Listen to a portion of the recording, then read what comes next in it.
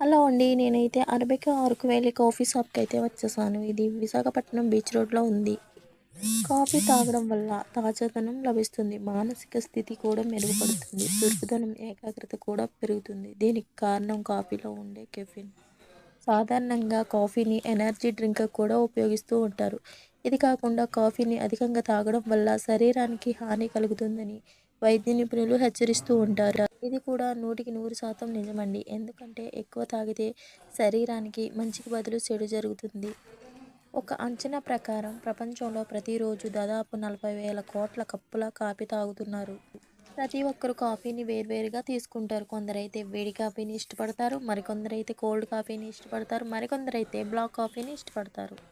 నేనైతే ఇప్పటికొచ్చి cold coffee ఎప్పుడు తాగలేదు. వేడి కాఫీ తాగాను. బ్లాక్ కాఫీ తాగాను. నా వీడియో కనుక మీకు నచ్చినట్లయితే లైక్ చేయండి, షేర్ చేయండి, సబ్స్క్రైబ్ చేయండి. Thank you for watching.